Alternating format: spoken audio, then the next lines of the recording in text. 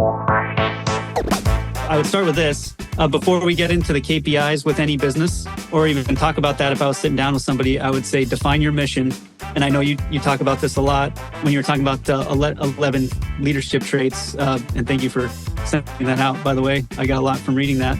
I agree with every one of them. But that's the one, is define your mission, because when you actually get going, no matter what we say or what expertise you bring in, I think Mike Tyson said it, plans go out the window when you get punched in the face. and when that happens, you have to fall back on what's the mission of the company. And we talk with our employees all the time about that of, what's our goal? And it's always to be responsive to the client and ask yourself, are you helping the client? So that's our mission. My point is, all sorts of things can happen. All sorts of things can go wrong. You've got to be able to go back to your mission, and that can drive the decisions that are in front of you when you're under a lot of stress. This is the Play Your Position podcast, where we huddle up, call the plays, and inspire you to run your ball into the end zone. Are you ready to score more game-winning touchdowns in your life, business, and career? Then listen up, because it's game time, baby. Now, here's your host, Mary Lou Kaiser. Hello, Team PYP. Mary Lou Kaiser here. Welcome to today's episode of the Play Your Position podcast. It is game day today at PYP, and I've got an amazing guest suited up and ready to take the field. He's going to take us on his unique leadership journey, and in the process, teach us about money, profit, how we can grow our businesses without pulling our hair out and losing our shirts. His name is Kyle Smith. He's coming to us from Austin, Texas today. Kyle, are you ready for kickoff? Let's do it, Mary Lou. I'm ready. Awesome. So team, I'm going to share a few things about Kyle, and of course, he is going to fill in the gaps. First of all, Kyle Smith is a CPA, and he is dedicated to being a champion of small and medium-sized businesses. Beginning his career in Austin, he honed his skills as an accountant and controller for various bar and restaurant groups. Kyle's journey continued at Scalefactor, where he advised clients across diverse industries. His ultimate ambition was fulfilled when he became a co-partner at Strata Cloud Accountants, where he provides top-tier advisory and CFO services. Strata Cloud Accountants was founded on shared principles, focusing on family and freedom to grant financial independence to clients and foster a healthy work-life family balance for their team. And who doesn't want more of that, Kyle, right? that proverbial balance that we all crave, and also the freedom. And so your journey began at some point when the call to leadership came to you. It might have been a shout, it might have been a whisper, it might have evolved over time, but would you take us into your world, set the context for how you've ended up here where you are today? When did you get that call to leadership, and how has it shaped your business journey? Yeah, absolutely. And first off, thanks, Mary Lou, for kind of going through the recap. I got super excited hearing our mission again, which is a good thing because we were just meeting as a company the other day, and hearing that reinforces that we're doing the right things. So thank you for that, first of all. Sure. But kind of a unorthodox journey. So coming out of college here at UT Austin, my dad was actually starting some restaurants, and he'd been in the restaurant industry for many years. And so I kind of grew up around it and thought that would be a great opportunity because I wasn't sure what I wanted to do. So I thought I could build that business, that small business with him. And so we started that. At the same time, I had a secret passion or goal that I was going to be a professional poker player. And wow. So I thought, I could try the restaurant business and kind of learn from my dad, learn from everybody that he was working with. And on the side was playing poker, and thought I could be, a great poker player. There was a kind of they call it Black Friday in poker, online poker, which I played, where they shut everything down. And I thought, okay, I'll go play live poker.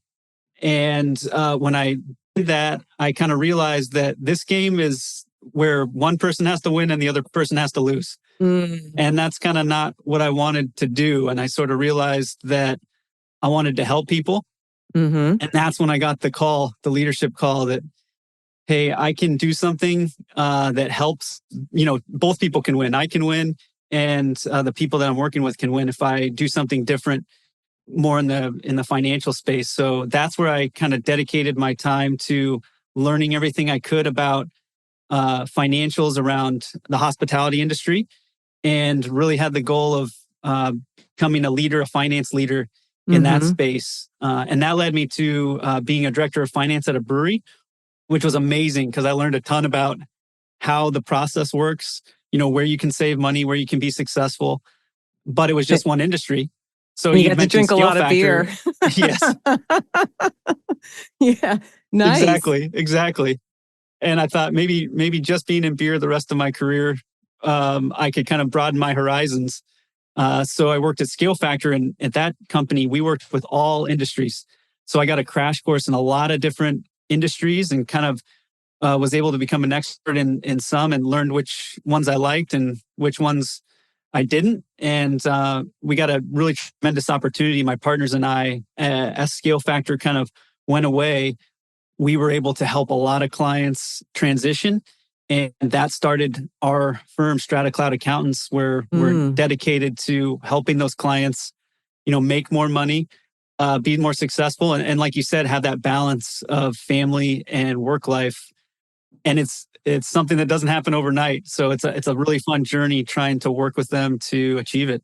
Yeah. Well, I love that you've had such a varied background from being a poker player. And I presume you were playing online because that was really popular for a long time. Yeah. Did you ever, just as a side note, did you ever aspire to go do Vegas? Oh yeah. There were those shows. In another life, I knew someone who watched those. I don't even remember the names. I should, because they were on. It seemed like they were on all the time. But I was like, why would anybody want to sit and watch people play poker? But you know what? If you're into it, it's like you're learning. You're watching these champions, right? Yeah. And I Absolutely. also really like that distinction that you recognize that in poker, someone loses and only one person wins and everybody else loses. Now, even if you come in second place, you walk away with a big pot, but that that's a cool distinction for saying, I don't want to do this anymore, and then being pulled Mhm. in a different direction, the direction you're still in, you're still moving in. Yeah, absolutely. So you have had the ability to witness a variety of businesses. And I'm curious, why do so many small and medium businesses struggle with the whole cash flow, profit, money thing? What is it? Is there a common denominator here that people are just missing? Could you talk some more about that? Yeah, that's a great question. There's a couple different answers, but there's one big one. And the first big one is overwhelmed. People Mm, throw up their hands because they don't know maybe what a P&L is used for, a profit and loss statement, and they don't know the relationship between cash flow and the bottom line of the business, because they're two very separate things. And okay. so they're just like, I know the business enough. I don't want to measure that. I'm throwing up my hands and I don't want to deal with it. So that's one, being overwhelmed. The thing that we really work with is start very simple. And so that way you don't get overwhelmed, and you can start making changes to the business. And that starts with measuring every month. So I have an example. We worked with a business that they had cash coming in. So they thought they were doing good. But when they went to expand with a bank loan, the bank wouldn't give them money because their payables balance was getting bigger and bigger and bigger every month. They were owing people money more and more and Mm, more every month. So the cash in their account looked okay, but the business itself wasn't doing as good as the cash showed, because they owed people a lot of money. And so the bank didn't want to lend more on top of all that money they already owed. So that's one example where, if they were looking at net income, this takes 5 minutes a month. They could have looked at net income and saw that it was a big different number compared to cash flow. hmm. And that's all they would need to start, because at that point you can start, if you're, if the CFO doesn't exist at your company and you're the CFO, that's really all you need to do to start is, hey, there's a big difference when I go into QuickBooks or whatever software. When I run a profit and loss statement at the very bottom, that number is different from the cash flow, which is another statement you can run in QuickBooks. Why is that? And just asking that question could lead to something that saves money, month over month over month. Because that's the biggest thing when I think about the question that you asked, is that from one month to the next, if you get overwhelmed and say, I'm not going to do anything or look at anything on the financials, any problem like that keeps happening month over month over month. So a problem that may be addressable and small becomes large and very problematic over months and years. We've seen cases where it's months and years. And we've also had instances where we were able to address something early and save millions of dollars for a company over years. So I guess that's the short answer is being overwhelmed is why people don't look at it or business owners don't look at it. And the truth is you don't need to have a lot of knowledge. You just need to know which reports to run in QuickBooks and then start asking the right questions. Okay. And that's something that I'm presuming most small and medium-sized business owners weren't taught. They didn't go to school the way you did or have a passion for the finances. They started a company because they loved beer, right? Or they created this unique thing. Exactly. And it takes off because of a whole lot of factors. So when you guys come in, is there a percentage of a breakdown of those you catch early enough to prevent the loss and those that you walk in and you're like, oh boy, we got a lot of unraveling to do here? Is it that one, the big one, more predominant than catching early? Or is it the opposite? Or is it about even?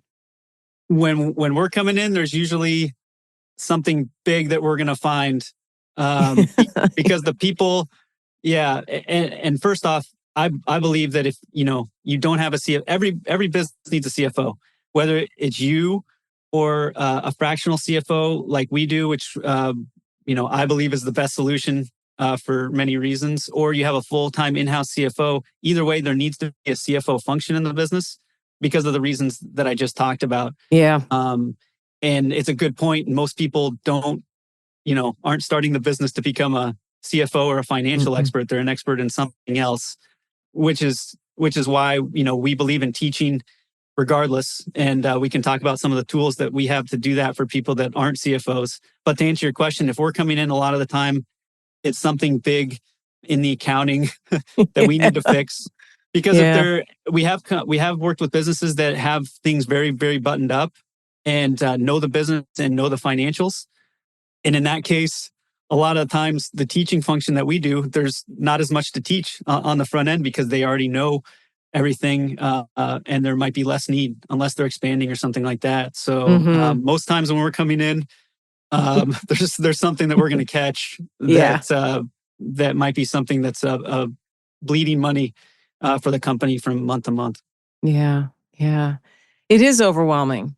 And to be a business owner today with all the demands on our time and the surprise factor that comes into play when a business begins to grow and the founder or the partners, if there's a team, looks around and says, we don't know what we're doing. And so talk about, you just mentioned you think every business needs a CFO or at least a fractional CFO. What is a fractional CFO for listeners who don't know?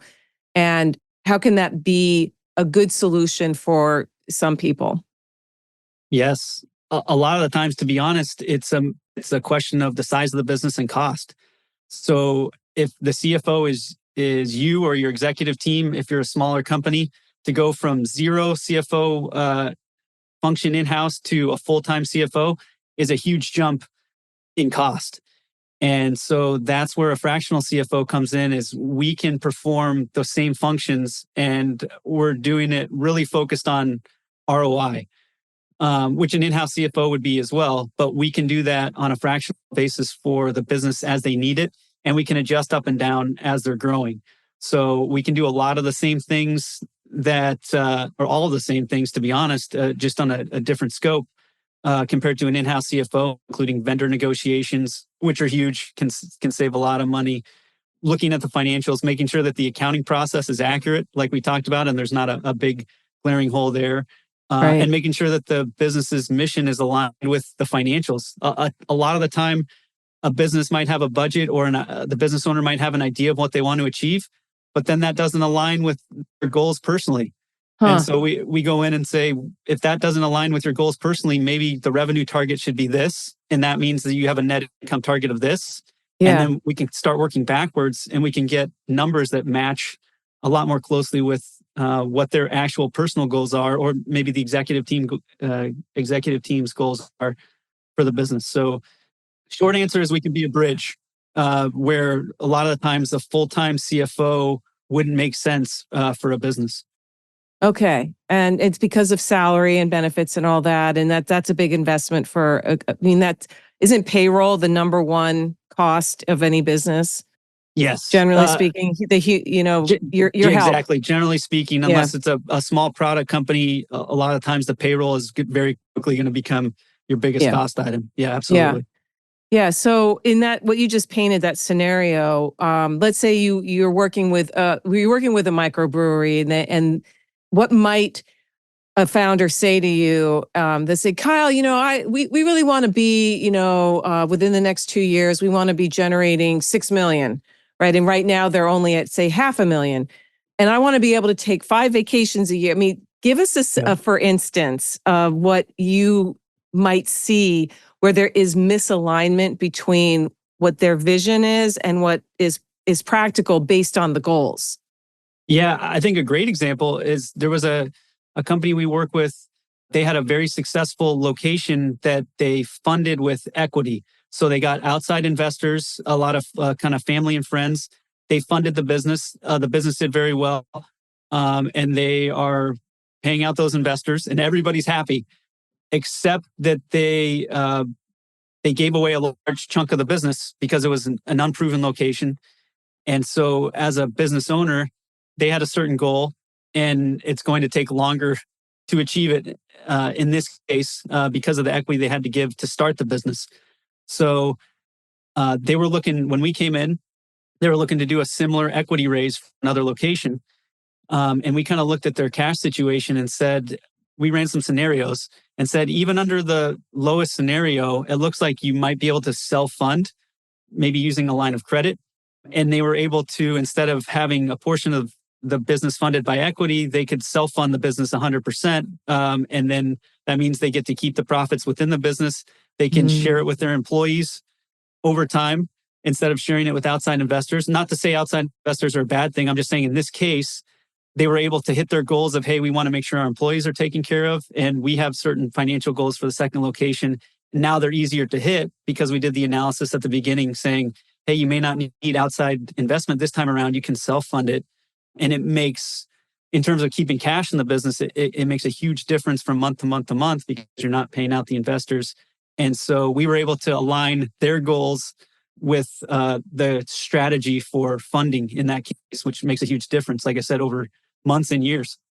Yeah. Okay. Great example. Because in order to grow and expand, you've got to have resources, and money is a big one. And raise that.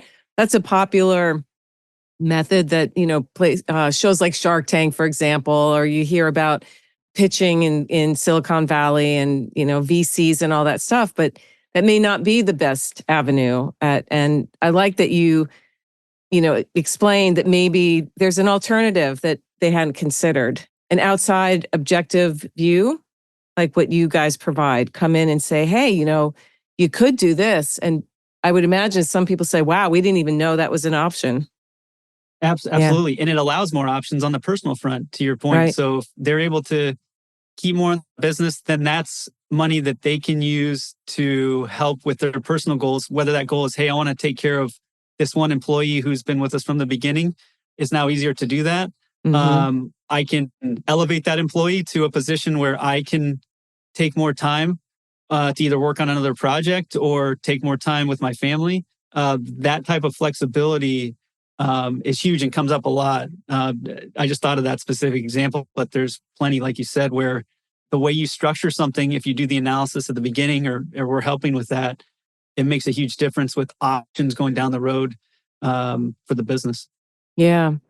What's the general vibe right now with the small and medium-sized business owners that you work with in terms of, are they optimistic about moving forward? Is there still a hangover from the pandemic? Feeling like a lot of momentum was lost, depending on the industry, certainly. But what's the general vibe that you're picking up on, Kyle? Yeah, you said it. And maybe this is a cop-out answer, but it really is dependent on the industry. So I can give two specific examples. The product industry, like consumer packaged goods industry, Okay. a lot of the companies that we work with in that space had a gangbusters, huge pandemic.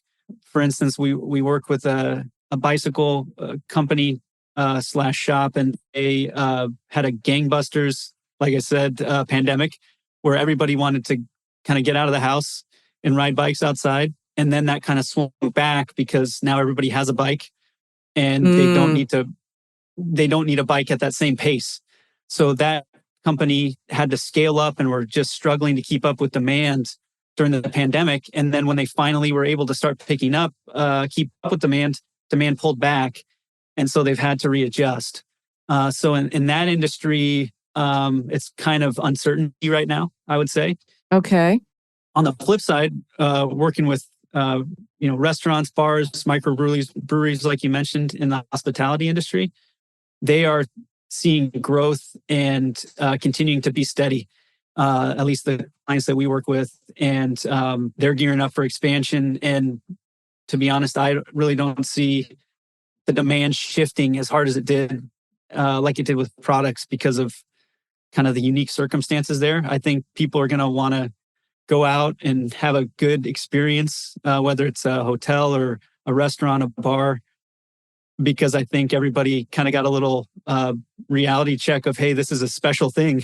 Let's enjoy it, because we don't know what's going to come, in the future days or weeks or months. So in that industry, it's very strong, and there's a lot of optimism and planning around growth. But it really depends on the industry right now. It's halftime here at the Play Your Position podcast, and we've got ourselves a great game. While you're up grabbing another snack and topping off your favorite beverage, make sure to subscribe to the show so you never miss another play. PYP is available on Apple Podcasts, Spotify, and wherever great podcasts can be found. Now, let's get back to the game.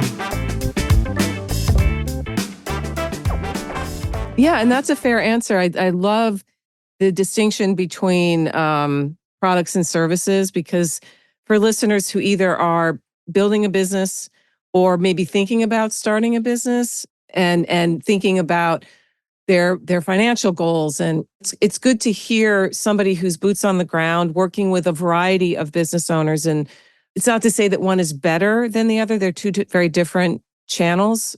Yeah. And that brings up my next question. If you were sitting down with somebody who is just getting started in a business, and it doesn't matter whether it was service or product, because I think there's some universal things when it comes to setting up your systems. Would you talk about, I know you have 5 KPIs that you work with your clients on. Describe what those are for listeners. Define a KPI in case there's someone listening who doesn't know what that is. And then why is that why are those a good foundation to have in mind? Yeah, absolutely. My brain is spinning with a lot of different ideas on how to put this forth clearly. But I would start with this. Before we get into the KPIs with any business, or even talk about that, if I was sitting down with somebody, I would say define your mission. And I know you talk about this a lot when you're talking about 11 leadership traits. And thank you for sending that out, by the way. I got a lot from reading that. But oh, good. You're welcome. And I agree with every one of them. But that's the one, is define your mission, because when you actually get going, no matter what we say or what expertise you bring in, I think Mike Tyson said it, plans go out the window when you get punched in the face. And when that happens, sorry, go ahead. No, it's true. Yes. And when that happens, it's you have to fall back on what's the mission of the company. And we talk with our employees all the time about that, of, what's our goal?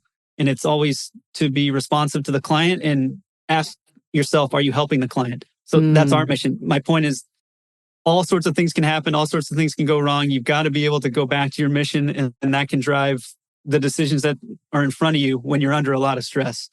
So that's the first one. Once that's defined and everybody's feeling good about that, we have 5 KPIs, like you said, which are key performance indicators. As a scary term or intimidating term, it basically just means measurables of the business. And it'll make more sense when I talk about it, because you'll be like, whoa, those are really, really simple. And they are, but you can learn a lot from each of them. And our 5 KPIs are revenue, which everybody knows, gross profit percentage, which they might not, but I can go into that briefly. Net income, which is the bottom line for the business, net income percentage, and net cash flow. And we kind of touched on examples where all 5 of those would be relevant. And to give a kind of a relative background, in restaurants, there's 20 KPIs you can measure. But we say, yeah. Wow, that's, oof. Yeah. And I know the restaurant business is one of the hardest businesses to sustain. I mean, so many, I know I can think of so many restaurants that have come and gone. And maybe it's because there's 20 KPIs. I don't know. Yeah. And I know you're not going to go into every detail about those 5, but give us a sense of why these are important.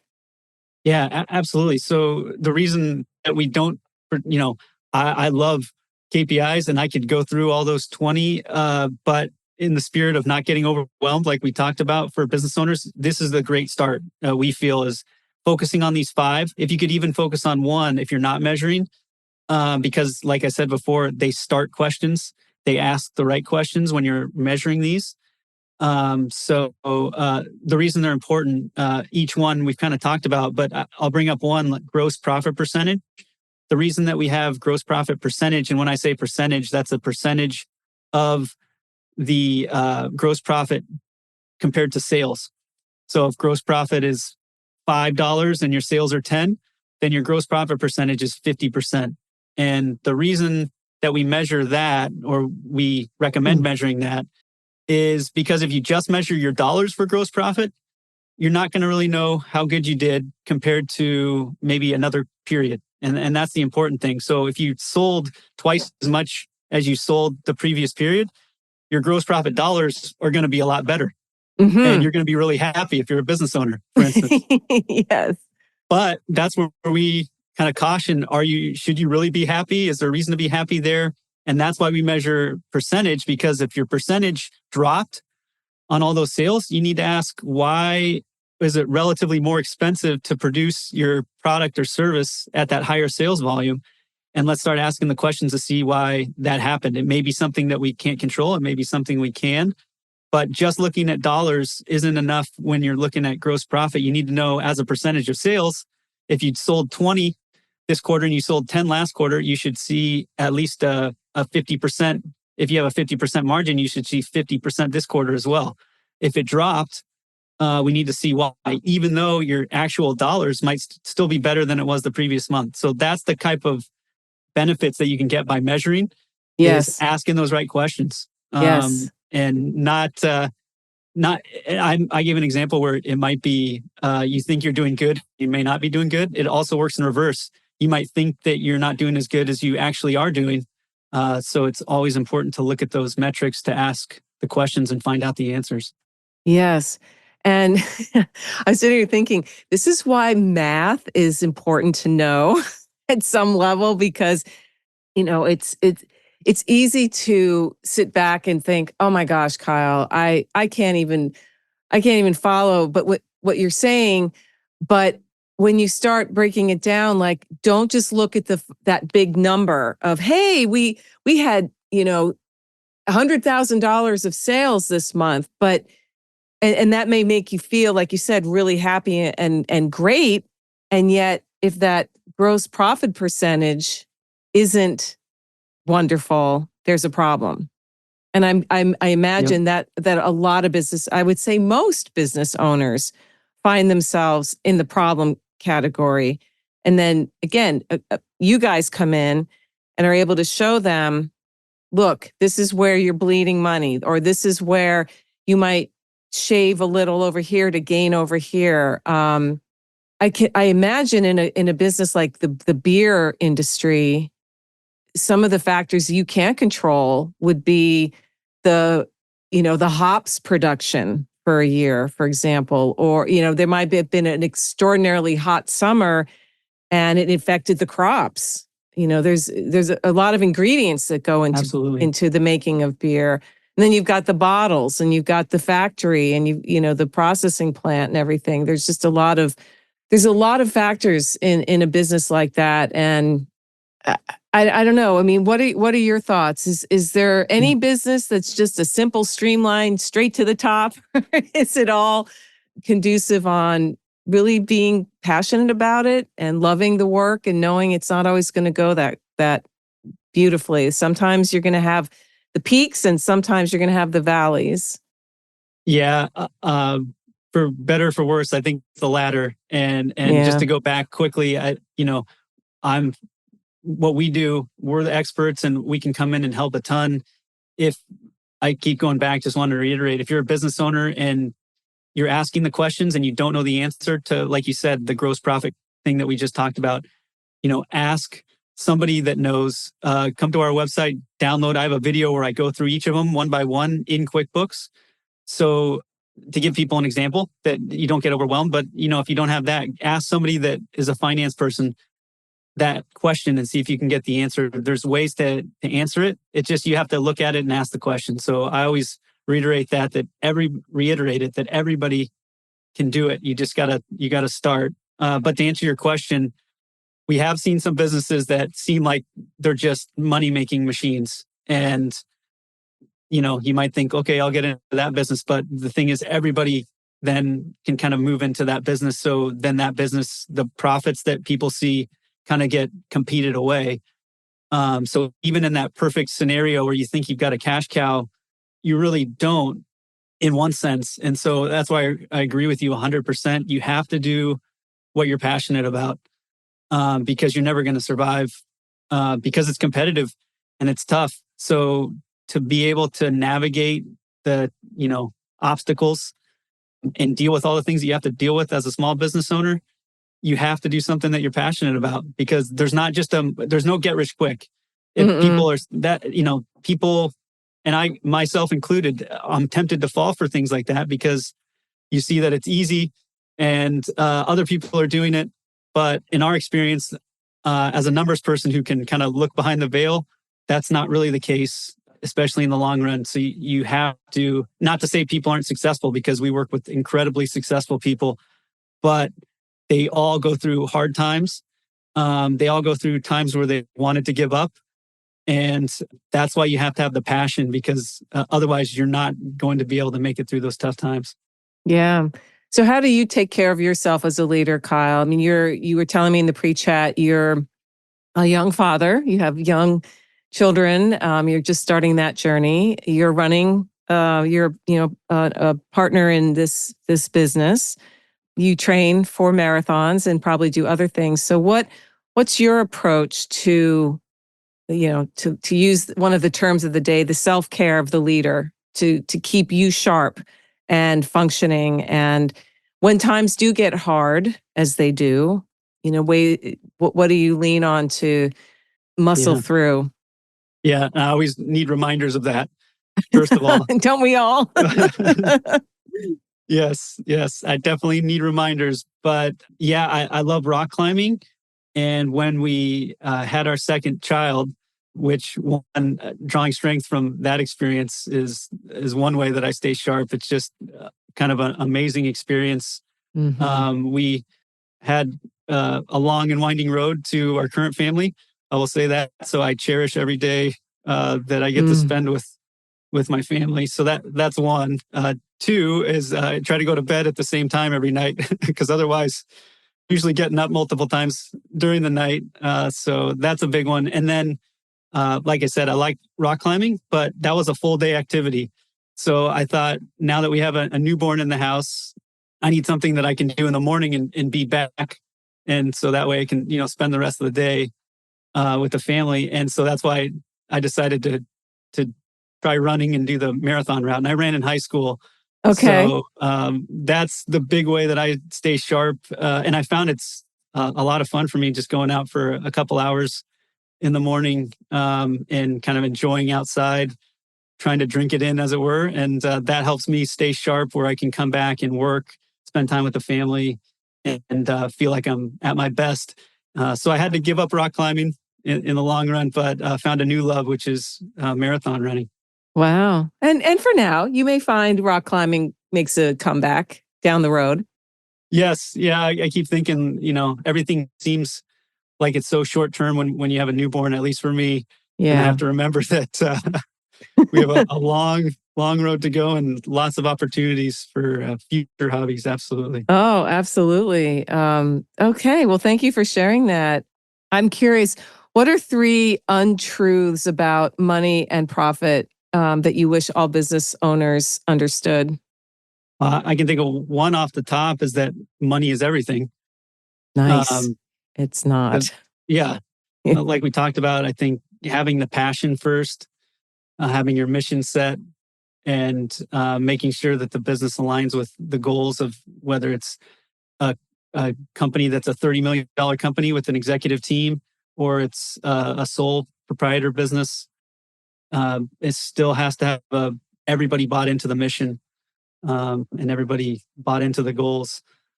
Second one is that you have to measure everything, like we talked about. Most people are thinking like I should be measuring every KPI.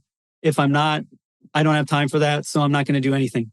So we're always about, don't let perfection be the enemy of progress. Nice. Take the first step because you can't get everything done in a day. But over time, if you're measuring, you can save a lot of money, like we were talking about, and you can make sure that the business is going the right direction. Third one, I guess, kind of related, is that I don't need a CFO. And so I'll say that again. If the CFO is you, it has to be you. That's completely acceptable. If it's another solution, which I think that our company is the best solution, I'm, partial, Of but course. you have to have a CFO function in the business. You can't just ignore the financial results of the business because they're not everything, like we talked about, but they do help steer the ship. They help pivot around obstacles. They can help align the passion that you have with making sure that the business is successful. So that would be the three. Okay. I love it. I'll just recap. Money isn't everything. That's one untruth. You have to measure everything. No, you don't. I like that you say start with one, and that is a small step in the right direction. And thinking that you don't need a CFO, and you're saying, yes, you do. At some level, you do. So that's fantastic. You really, I think, shared some good stuff today, Kyle, about thinking, for people who are in business, who love somebody who is running a business, your emphasis on knowing your numbers, keeping your passion and your mission front and center, and seeking help. Instead of throwing your arms up and being overwhelmed, which I really think is true for so many people today, because business involves there's more systems that we're exposed to and that can help. And having a fractional CFO, it can be part of that system, that you put in place. It's great that there's a software program like QuickBooks, for example. But if you don't know what you're looking at, Yep. you can enter stuff in there, but if you don't really understand what you're seeing, that's where the value of your team, you and your team come in. So where do you hang out online? Where can people find you and take advantage of those videos you were talking about? Where are you online? Yep. So our website is Strata Cloud Accountants, plural, stratacloudaccountants.com. And we have a special landing page for listeners today. And it's stratacloudaccountants.com/play. Nice. And at that page, we have the exclusive content, which is the 5 KPIs that we went through, more detail on those.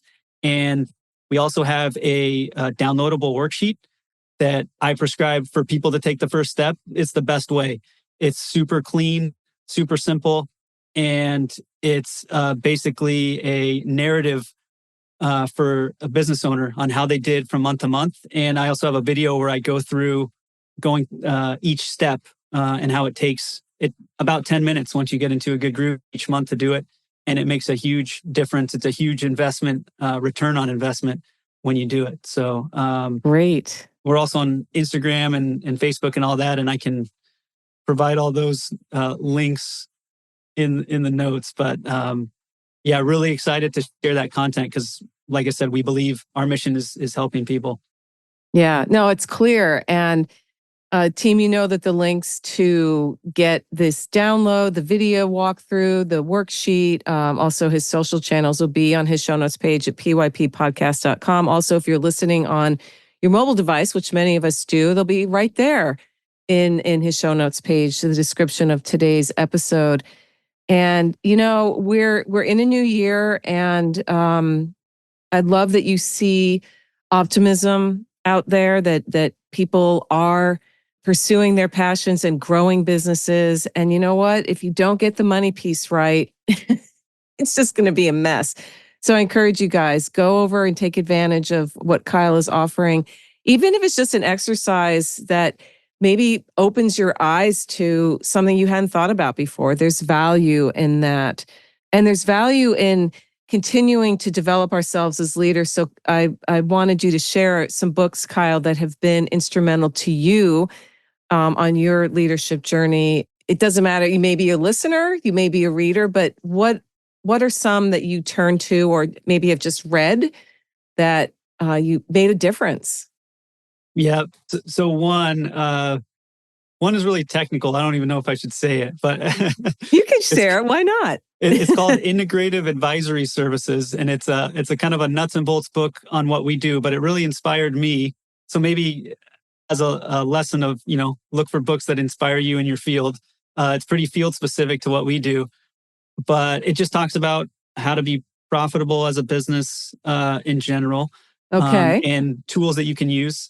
Just learned a lot on how to think about business from that book. One that's more general that was a complete eye-opener, epiphany, whatever cliche you want to use. It's called Tinker, Dabble, Doodle, Try. Ooh, Tinker, Dabble, Doodle, Try. Okay.